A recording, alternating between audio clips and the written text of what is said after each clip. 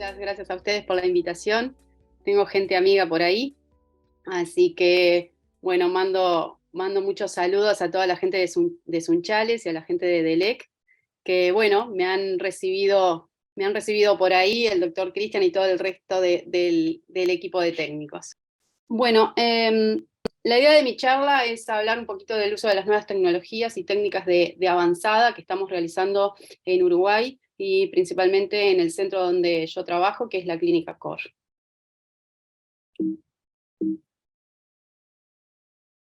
Bueno, la gente que me conoce siempre sabe que me gusta ir un poquito atrás en el tiempo. ¿Por qué? Porque estamos hablando de nuevas tecnologías, estamos hablando de un boom tecnológico en lo que tiene que ver con la radioterapia, que eso repercute directamente, como se ha visto a lo largo de todas las jornadas, en la calidad de los tratamientos y en el tipo de tratamiento y técnicas que podemos hacer. Pero tenemos que saber bien de dónde venimos. A nadie hoy en día se le ocurre, por ejemplo, tratar a un nenito, no sé si se ve bien en la imagen, pero tratar a un nenito sin ningún sistema de fijación, ahí tranquilito, quietito, pobrecito. Por ejemplo, es el primer niño tratado con un Betatrón, creo que era.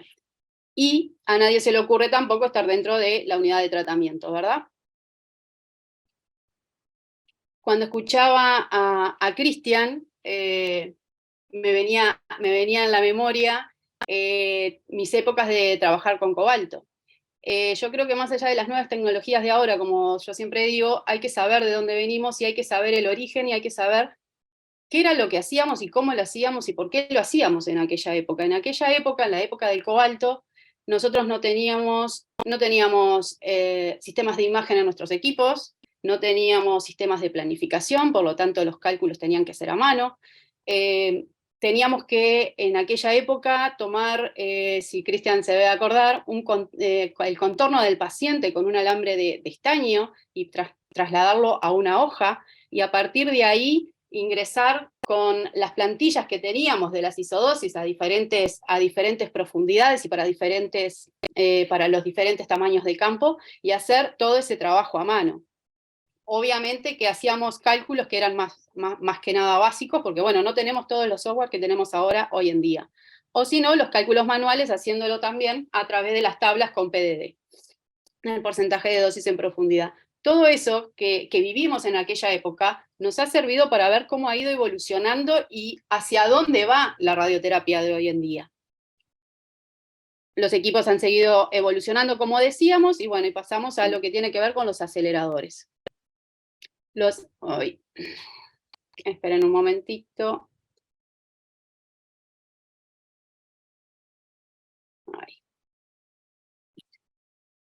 Que tiene que ver con, bueno, una alta gama de equipos, una gran variedad de equipos que tenemos hoy en día en el mercado, cada uno con sus características. La mayoría de los equipos hoy en día tienen sistemas de imagen, ya sea imágenes planas, imágenes portales, ya sea imágenes planas o volumétricas con megavoltaje o kilovoltaje.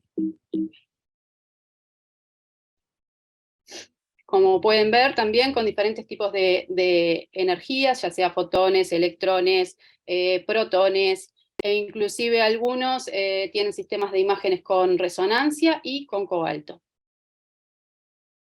Todo esto nos ha llevado a qué? Bueno, a tener una gran evolución en las planificaciones nuestras de radioterapia. Como decíamos, pasábamos de una planificación 2D a la famosa 3D, y hoy en día hacemos planificaciones excelentes con técnicas de radioterapia de intensidad modulada, en donde nosotros podemos jugar, incluso dentro de un mismo volumen, a dar diferentes dosis, y protegiendo también los órganos de riesgo, que es parte del objetivo de la radioterapia, lograr el control tumoral, dar una buena dosis al nivel tumoral, sin perjudicar o perjudicando lo menos posible nuestros órganos de riesgo.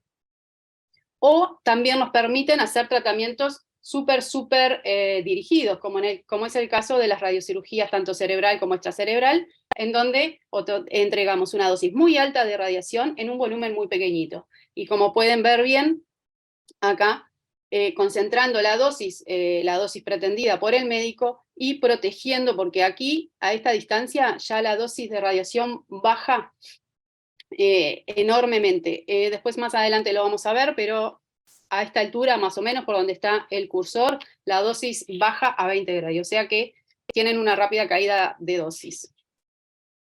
Todo eso lo permiten hacer las nuevas tecnologías.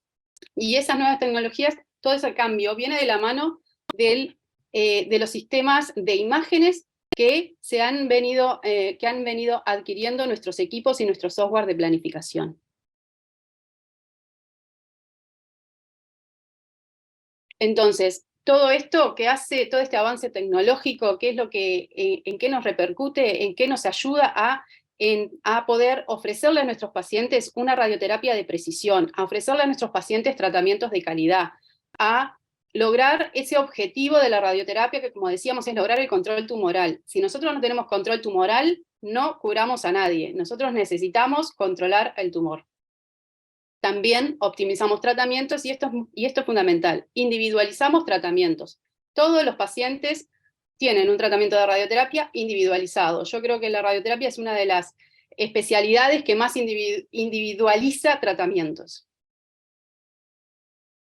Y bueno, ¿dónde estamos? Para los que no nos conocen, el centro donde trabajo ya desde hace muchísimos años, se encuentra en Montevideo, se llama Clínica Cor, la cual tiene dos sedes, una en Jaime Civils y Soriano. Eso significa que son las calles en donde se encuentran, y nosotros le decimos, bueno, la de Jaime Civils y la de Soriano.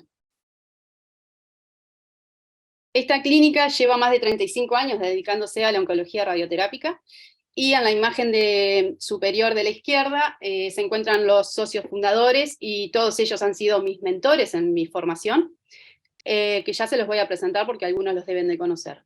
El profesor Miguel Torres, el profesor Álvaro Luongo, el profesor Tabaré Vázquez y el profesor Pedro Casdor.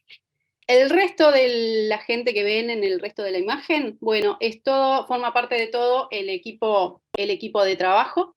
Esta es nuestra plantilla, y acá destacar que todos cumplen con su rol, y todos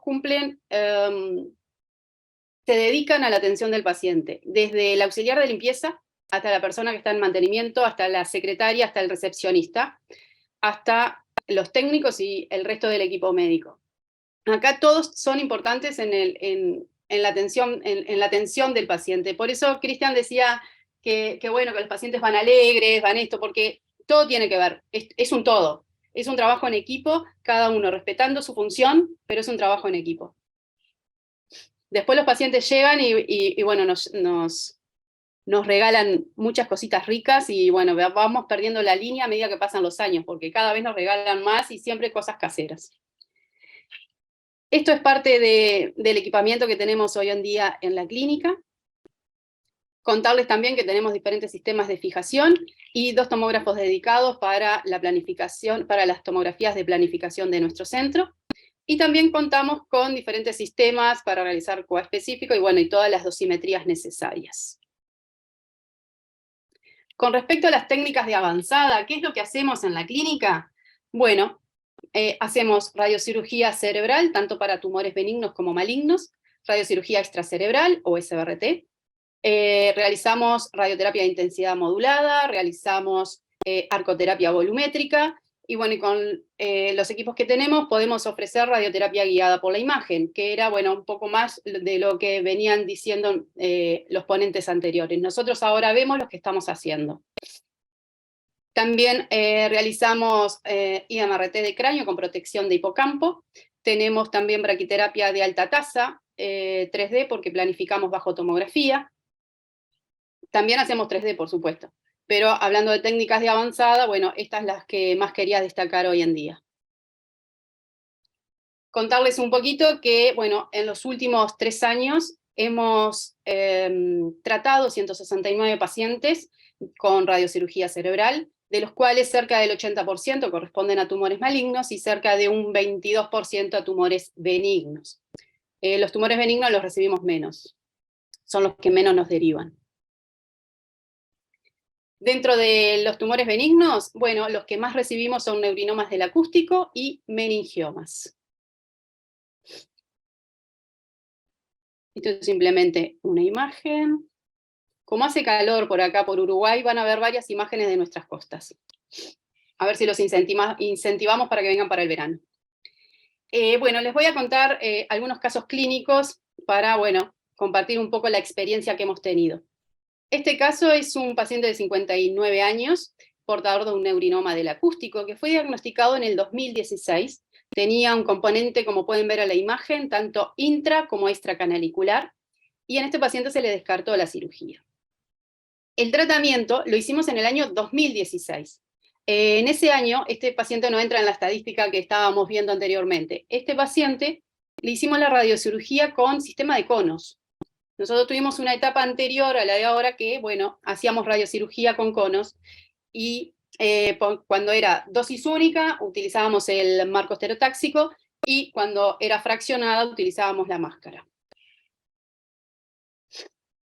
Este paciente fue tratado y bueno, los neurinomas, las patologías benignas, las características que tienen que habitualmente son a largo plazo, la evolución se va viendo a medida que pasan los años.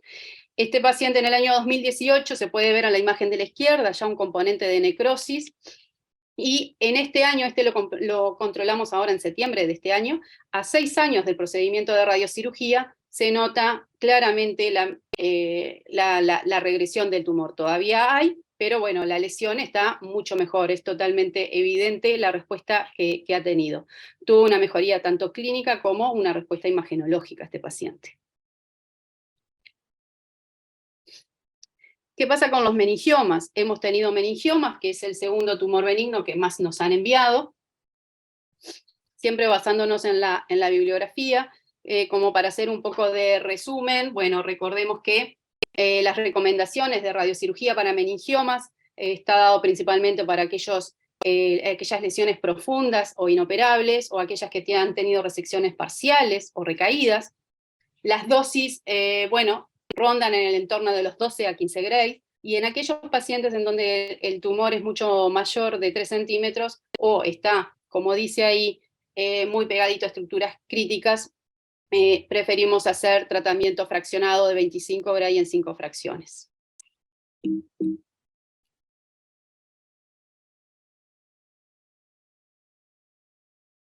Comparto ahora con ustedes el siguiente caso clínico. Es un paciente de 54 años, que tenía como antecedente personal una resección completa en marzo del año 21 por un meningioma parietal derecho. En la resonancia de control, en mayo de este año, se detecta una nueva lesión localizada en fosa posterior de unos 13 milímetros, como ven en la imagen, y este paciente se discute en comité de tumores y se decide realizar una radiocirugía. Utilizamos, bueno, le hicimos nuestra tomografía de planificación con nuestra máscara termoplástica. Bueno, la tomografía la realizamos con cortes finos, y en septiembre le realizamos la radiocirugía con técnica de BIMAT y con IGRT. Se le prescribió una dosis de 15 Gray, que es esta imagen que ven acá chiquitita, y se le planificó con 2 semiarcos. Recordemos que la técnica de BIMAT tiene una característica, y es que podemos modular la velocidad del gantry del equipo, podemos modular la intensidad del haz, y podemos también modular la apertura y cierre de láminas. Este paciente, bueno, esta imagen de aquí abajo es el histograma dosis-volumen, en donde nosotros podemos evaluar también parte de las dosis recibidas en los órganos de interés y en el volumen tumoral.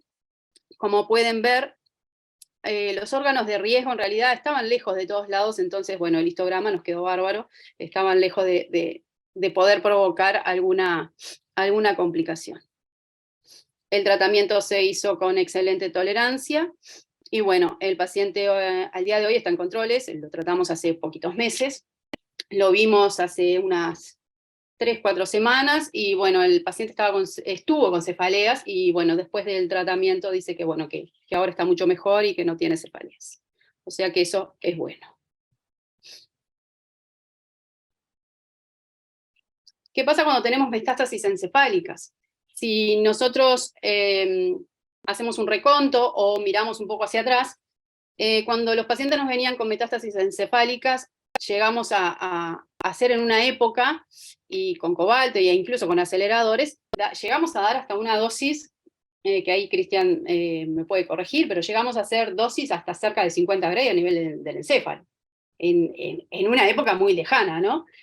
Todo eso ha ido cambiando con lo largo de los años, y bueno, hay diferentes opciones, se han manejado diferentes opciones, desde la radioterapia de 30 Gray en 10, cuando no podemos ni siquiera realizar una protección de hipocampo, también radiocirugía de 1 a 3 lesiones, e incluso se ha hecho incluso hasta de más lesiones, radiocirugía, a veces se complementa con un tratamiento holoencefálico, ha ido variando a lo largo de los años, y creo que además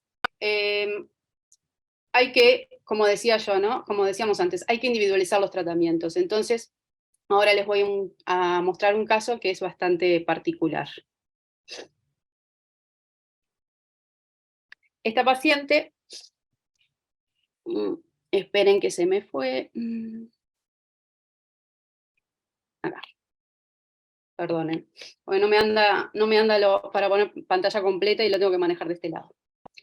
Esta paciente es una paciente de 67 años, portadora de un tumor de mama, un HER2 positivo, estadia 4 óseo,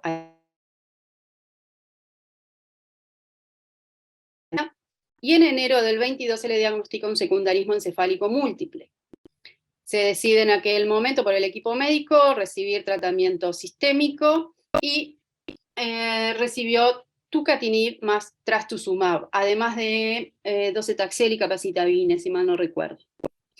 La paciente en ese momento nos va a ver, se le plantea un tratamiento de todo el encéfalo, y la paciente se niega por todos los medios a realizarse un tratamiento, ya sea con protección de hipocampo, sea como sea. No quería por nada del mundo recibir tratamiento a nivel de su encéfalo, de todo su encéfalo. Por lo que decidimos realizarle radiocirugía en las lesiones más representativas y que le podrían complicar sintomatológicamente. Como pueden ver, la señora tenía múltiples lesiones que era imposible realizar tratamiento de radiocirugía en todas las lesiones. Si nosotros miramos eso, esta señora estaba más para un tratamiento holoencefálico que para unas radiocirugías. Lo hablamos, lo discutimos, pero la señora se mantuvo con esa postura. Este tratamiento lo hicimos en mayo del 22. Y en octubre del 22 de este año,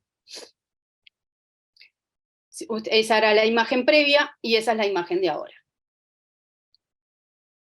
Esa era la imagen previa al tratamiento y esa es la imagen de ahora. Sin duda que ha tenido una respuesta excelente a todos los tratamientos impartidos, desde el tratamiento sistémico, por supuesto, que juega un rol fundamental en esta paciente, ya que el tucatinib está indicado en estadio 4 metastásico, HER2 positivo, y bueno, y la radiocirugía en esas lesiones que tenía también. Al día de hoy veremos cómo viene en el próximo control. La paciente está feliz, por supuesto. Seguimos con las metástasis encefálicas múltiples. Por supuesto que hoy, cuando tenemos metástasis encefálicas múltiples, y bueno, y el paciente no es candidato a hacer radiocirugía, bueno, o dependiendo del caso clínico en particular, está la opción de realizar IMRT de cráneo con protección de hipocampo. La bibliografía lo avala, y bueno, y tenemos uno de los casos clínicos para compartir, que es un paciente de 66 años, portador de un CBP estadio 4 óseo, hepático y encefálico. Tenía una resonancia con 4 lesiones, la mayor estaba localizada a nivel frontal derecha, que ahora la vamos a ver en las imágenes, y bueno, decidimos hacerle este tipo de tratamiento. Siempre y cuando, siempre, por supuesto, respetando todos los constraints, ¿verdad? A este paciente lo que le hicimos fue en octubre del año 21, le hicimos 30 Gray a nivel de todo el sistema nervioso, con BUS a nivel de las lesiones de 45 Gray. Este tratamiento se hace en 10 días. ¿No? 45 Gray a todos los GTB tumorales, a todas las lesiones tumorales, y 30 Gray al resto del encéfalo.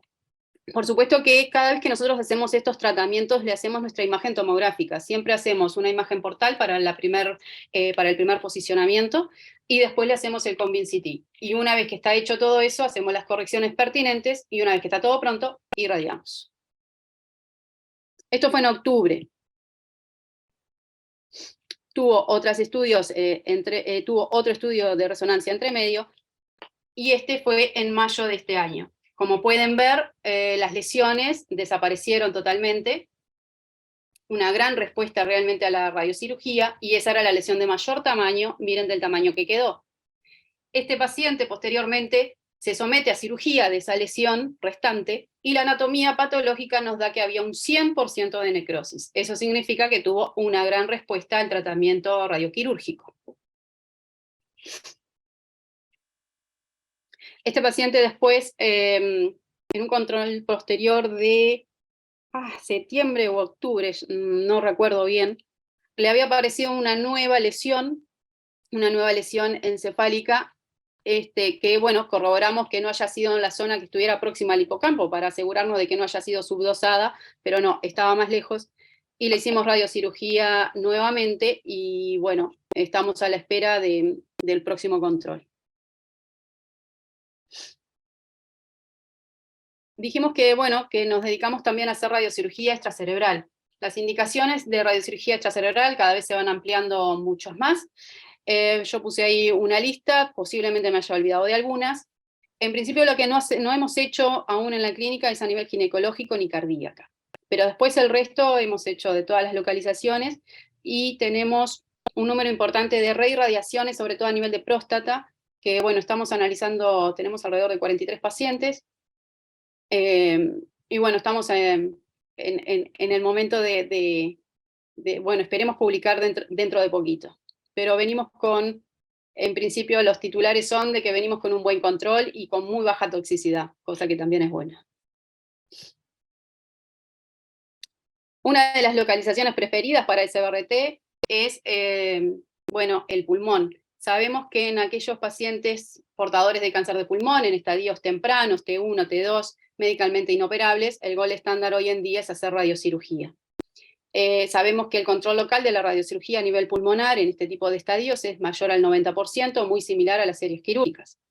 Pero también se está viendo que el papel de la radiocirugía o de la SBRT a nivel pulmonar está abarcando otro tipo de estadios, como en el localmente avanzado. Tanto previo se puede realizar como posterior al tratamiento de quimioradioterapia concurrente habitual, o cuando hay una lesión residual del tratamiento previamente instituido. Todo esto que nos permite la tecnología. Si nosotros no tuviéramos tecnología, no podíamos hacer nada de esto que estamos haciendo, por supuesto. Este caso clínico es un paciente de 77 años que, como pueden ver, tiene múltiples comorbilidades. Es portador de un cáncer de pulmón en estadio temprano, localizado en el lóbulo inferior derecho, como se puede ver en la imagen. Era un tumor muy pequeño, se había evidenciado tanto en los estudios imagenológicos y se había confirmado por biopsia en diciembre del 2018. A este paciente se le descartó, por supuesto, la cirugía por las múltiples comorbilidades, nos viene a ver y decidimos realizarle tratamiento de SBRT, también con técnica de VIMAT. Le prescribimos, era una lesión periférica pequeña, le prescribimos una dosis de 48 Gray al PTB en 4 fracciones, días alternos.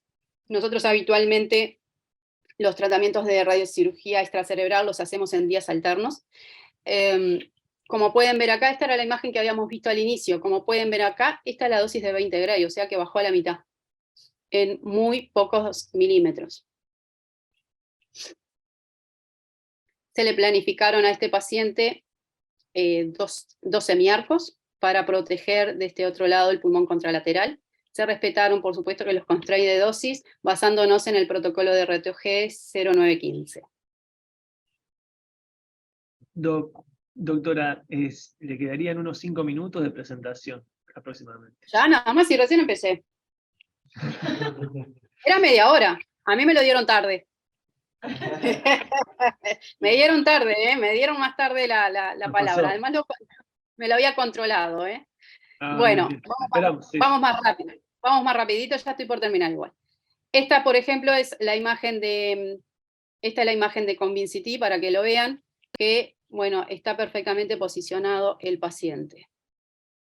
Esto más de lo mismo, y como hablaba uno de los tecnólogos, nosotros miramos siempre en las tres vistas, tanto sagital, coronal, como axial. Este es el seguimiento del paciente, a 2 años está con respuesta completa de la enfermedad. Y el último caso clínico es una SBRT ganglionar. Este paciente tenía una recaída de 2 adenopatías, era un CA de próstata como antecedente. También resolvimos hacerle una radiocirugía en marzo del 2019, entregamos 35 Gray en 5 fracciones, y a los 2 años con respuesta completa de la lesión. Entonces, ¿hacia dónde vamos hoy en día con la radioterapia y la radioterapia a nivel mundial? Que era parte de lo que queríamos charlar hoy también. Yo creo que la radioterapia se va abriendo caminos, sobre todo a nivel de patología benigna. Hay un campo muy amplio para seguir investigando. Hay varios grupos que se dedican a la radiocirugía funcional al día de hoy en sistema nervioso, como en América Latina el grupo de Lobo. Y creo que cada vez va ganando más adeptos. Necesitamos mayor formación, por supuesto, y tecnología para poder realizar este tipo de tratamientos y trabajo en equipo, ya que necesitamos también de la ayuda de los neurocirujanos para poder realizar este tipo de tratamiento. También a nivel de patología cardíaca, cada vez también hay algunos grupos que se dedican a la SBRT de pacientes portadores de taquicardia ventricular, refractario a todo tipo de tratamiento. Recuerden que estos pacientes la única opción que le queda es el trasplante cardíaco. Y con la SBRT se está viendo que, bueno, que esa dosis única a nivel de la zona ritmogénica está dando buenos resultados y retrasando todo lo que sería un trasplante cardíaco. Si nosotros miramos toda la evolución de lo que tiene que ver con los fraccionamientos de radioterapia, hemos partido de los fraccionamientos convencionales y estamos pasando por un hipofraccionamiento moderado que llegó para quedarse desde la llegada de la pandemia, que ayudó a que se instalara en la mayoría de los servicios a nivel mundial. El siguiente paso, que comparto lo que decía la doctora Liliana, vamos hacia el hipofraccionamiento extremo. Ya se está viendo tanto en recto, como en próstata, como en sarcomas, como en mama, y también en pulmón. Hay algunos casos, como este, por ejemplo, una fracción única en pulmón.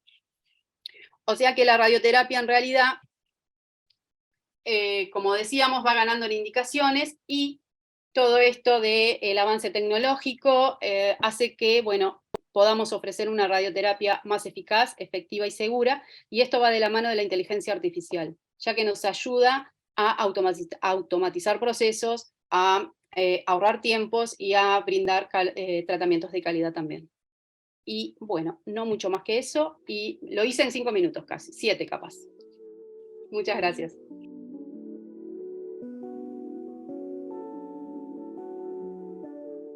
¿Cómo usted mencionó muy bien que la radioterapia cada vez es un tratamiento individualizado y que tenemos más tecnologías? A mí hay dos avances que me han llamado mucho la atención, que es la SBRT, o la dosis tan pequeña, preservando la estructura, y el hipofraccionamiento, que a mí me permite que mi paciente que vive lejos acorte sus tiempos.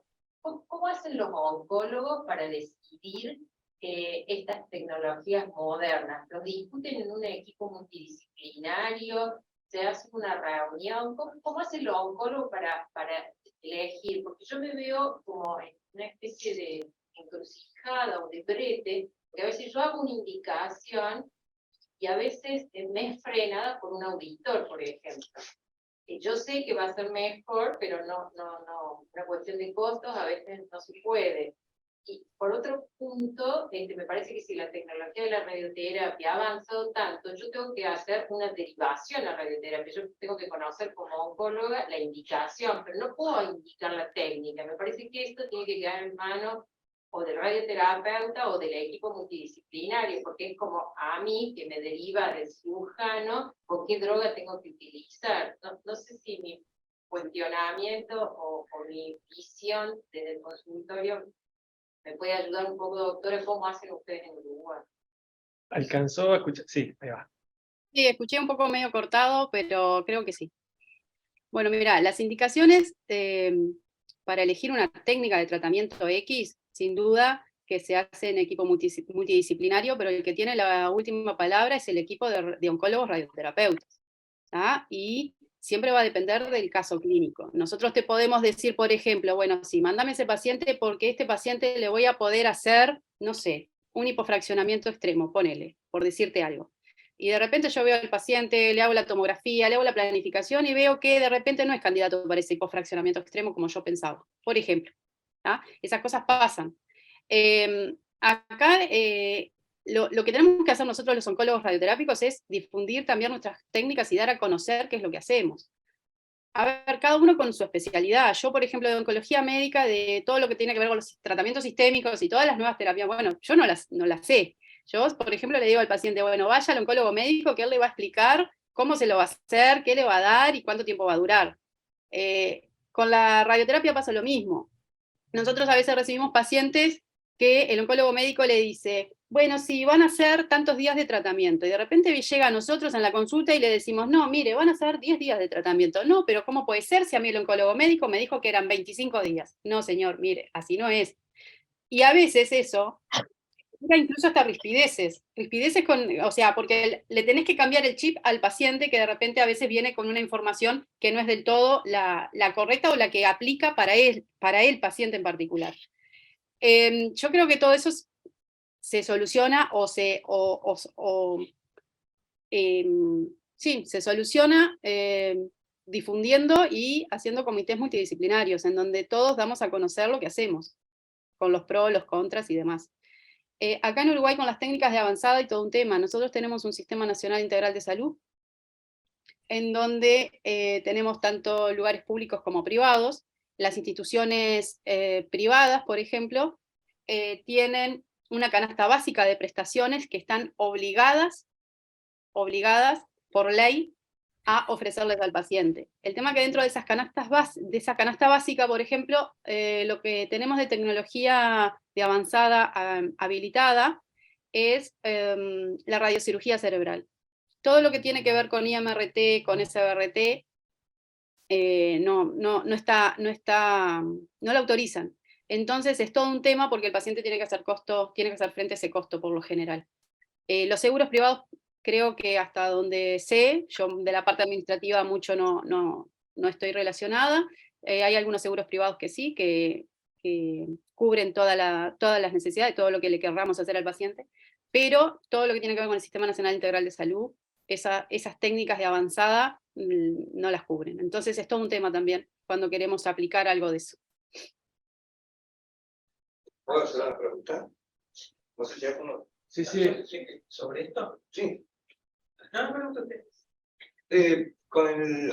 Estamos viendo, por lo que han expuesto ustedes y por lo que se habló, el SBRT es la radioterapia del futuro.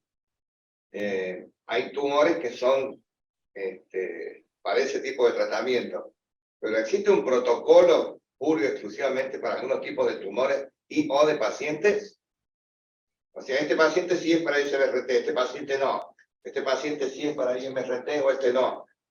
No estoy hablando de elegir el paciente, sino el tipo de tumor que sea para el tratamiento que corresponda. A ver, hay protocolos de tratamiento dependiendo de cada, o sea, por ejemplo, para, como hablábamos, estadio temprano de pulmón, hay distintos protocolos, distintos estudios para poder realizar SBRT para esos pacientes con determinadas características. No, pero no quiere decir que todos los pacientes con tumores de pulmón yo le pueda hacer SBRT. ¿Se entiende? Así sí. Con el resto de las patologías. Por más que hayan protocolos para determinadas cosas, bueno, algunos aplican y otros no. No sé si opina lo mismo el doctor Cristian, pero... Sí, yo quería volver un poquitito a lo que consultaba la doctora. Me parece que acá es, y a lo mejor esto, los que venimos más nuevos, entre comillas, yo no soy tan nuevo tampoco, es abrir la cabeza y ser más abierto. Por ejemplo, pasa con las obras sociales, nosotros con el Tomotherapy, cuando le llega un presupuesto que dice Tomotherapy, las obras sociales dicen que no está en el Bademecum, digamos. O sea, pero lógico, porque no había Tomotherapy en Argentina y no había en Latinoamérica. Entonces, no existe ese tratamiento, no corresponde. Eso es lo que dice la obra social. Nadie en la obra social googlea Tomotherapy como para darle una respuesta más concreta al paciente, más razonable. Esa es una razón. O sea, hay un desconocimiento de parte de las obras sociales también, que o no quieren o no les conviene aceptar eso. Quieren desconocer. Hay muchos médicos, yo le pregunto, depende de a quién caiga primero el paciente, es lo que se le va a ofrecer. A un caso de próstata llega un paciente al urólogo, el urólogo le dice, te recomiendo cirugía, porque si te hacen radioterapia primero, después yo no te puedo operar. Está bien, pero si lo opera, yo tampoco le puedo hacer radioterapia después, o me la complica bien. Entonces, pensemos en el paciente, no en cada especialidad. Cristian, y en algunos casos, perdona, y en algunos casos los operan y después le tenemos que hacer radioterapia. No, seguro, que es lo más probable. Es así, entonces, nosotros hemos devuelto pacientes, entre comillas, o le hemos dicho a pacientes que no era correcto el irradiarlo en este momento, porque consideramos que no era a costa de perder un paciente, digamos. Pero me parece que hay que ser más, eso, el trabajar en conjunto, el discutir, el charlar. Che, Cristian, tengo a este paciente, ¿te parece? Lo irradio, lo opero, le hago un bloqueo, le dejo clips en la mama. Me parece que hoy día consultar, me parece que ningún paciente oncológico apura tanto como para tomar decisiones rápidas. Me parece que hay que... Mi cuestionamiento iba más a la técnica, No, la indicación. Bueno, eso es otra cosa. La obra social, ¿qué dice? Y traer un pedido. Lo que tendría que hacer es el derivante, el oncólogo o quien sea, te derivo a radioterapia. Claro. Hay obras sociales que no permiten que el radioterapeuta pida un tratamiento, siendo que un cardiólogo pide un electro, un cirujano pide un electro. Entonces el radioterapeuta a veces no puede pedir la radioterapia. Hay un montón de cosas. Claro, Sí. Después la técnica, obviamente, como dice la doc, a nosotros nos pasa que planificamos un hipofraccionamiento. No nos da el histograma, porque no da, le decimos al paciente, mira, voy a empezar el lunes, pero dame unos días más, porque no me da, y llega un momento en el que tenemos que tomar una decisión para tratarlo, y se le dice, mira, no da para hipofraccionamiento, como dijo la doc, necesitamos hacer un tratamiento estándar. Obviamente el paciente ya está con nosotros, ya se planificó y se tiene que quedar con nosotros, pero no es nada ni por el paciente ni por la anatomía o por la tolerancia. Hay un montón de cosas en juego. Obviamente siempre se busca el mejor tratamiento con la menor toxicidad y que sea lo más efectivo que se puede, lo más conveniente para el paciente también. Pero para mí hay que hacer una apertura, todos abrirnos más y trabajar muy en conjunto. Y a lo que se apunta, a lo que preguntaba Javier, es a eso, a tratamiento. Yo he trabajado en lugares donde hacíamos tratamiento personalizado, pero porque teníamos protecciones para un solo paciente. Era personalizado porque lo teníamos que hacer de a uno. Entonces, cuando terminaba ese paciente, podíamos tratar a otro. Y hoy día son personalizados porque se ajustan realmente a cada paciente, y es así. Hoy son tratamientos a medida del paciente. No dos pacientes con la misma patología van a tener el mismo tratamiento, la misma dosis, ni los mismos efectos. Y vamos a más efectos. Antes era más grande o sea, más tóxico para que dé más resultado, y hoy es más puntual, más chiquito, menos tóxico, pero más efectivo. Apunta en una época, el campo, por ejemplo, cuando queríamos irradiar una pelvis, el campo clásico era de 15 por 15, por lo general el anterior y posterior, y los laterales de 14 por 9. Eso era un clásico para todos los pacientes, o un 90% de los pacientes llevaban ese tamaño de campo. Eso ha ido cambiando, ahora es totalmente personalizado de acuerdo a la anatomía del paciente, etcétera, etcétera, etcétera. También pasó con la cirugía, Doc. Antes se peleaban a ver quién sacaba más ganglios. Y el patólogo que encontraba más ganglios en una axila era el que más laureles tenía. Y hoy las cirugías de mama son estéticas, son cirugías plásticas y estéticas, en los que a veces cuesta encontrar la cicatriz. Por suerte todo ha ido cambiando. Pero me parece que el trabajo en conjunto es fundamental. Y bueno, no sé si ha pasado Dos, pero nos llegan a veces hasta la dosis que tenemos que hacer. El oncólogo, Sí. te Es digo, muy común.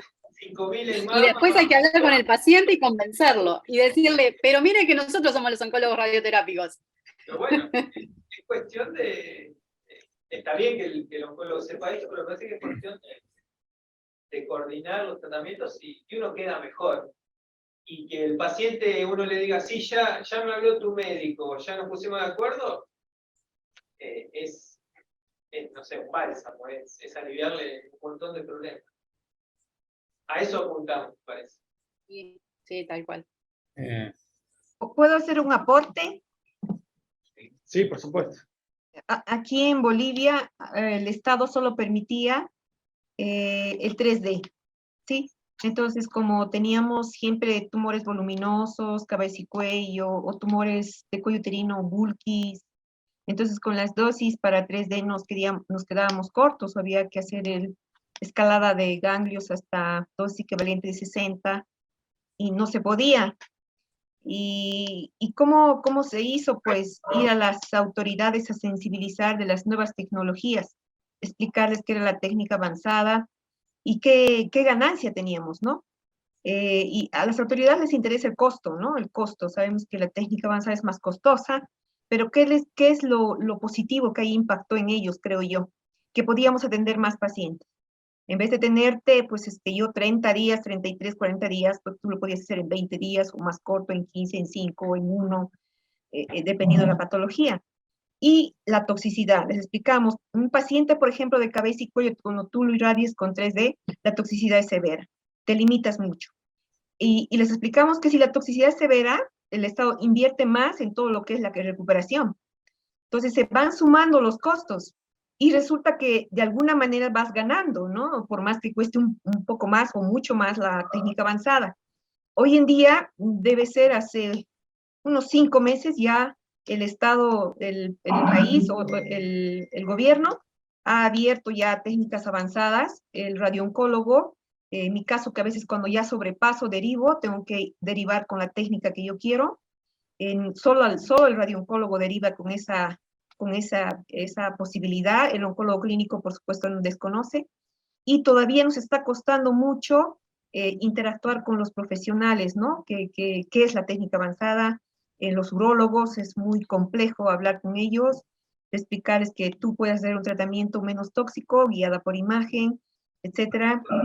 Con los oncólogos clínicos, explicarles por qué yo no quiero irradiar todo cráneo, porque altero la área cognitiva, porque yo le puedo dar una dosis, una sola aplicación, una metástasis única o una metástasis, un volumen tumoral que se pueda tratar con radiocirugía. Ellos no comprenden, te insisten, no, yo quiero que le irradies todo el cerebro, pero les tienes que volver a explicar por qué es mejor la calidad de vida de su paciente. Entonces todavía estamos en plan de concientizar y de explicarles las nuevas técnicas con la evidencia, ¿sí? Entonces, poco a poco creo que se va cambiando, siempre somos reacios al cambio, queremos siempre quedarnos en lo clásico porque nos es cómodo, pero estamos, ¿no? Ya nos ha autorizado técnica avanzada, entonces tú puedes decirle, quiero un helicoidal, un BIMAT, o guiada por imagen, qué sé yo, en 5 fracciones. Entonces, la ganancia es para el paciente, metes más pacientes y bueno, yo creo que se parte por las autoridades, los seguros y por supuesto a los mismos colegas de apoyar la técnica avanzada. Les agradezco muchísimo que nos hayan aguantado hasta acá, que hayan presentado sus ideas, sus experiencias, y me queda hacer un aplauso para todos los que estamos acá y para los que están también conectados, y después invitarlos a un cóctel acá en el hospital privado.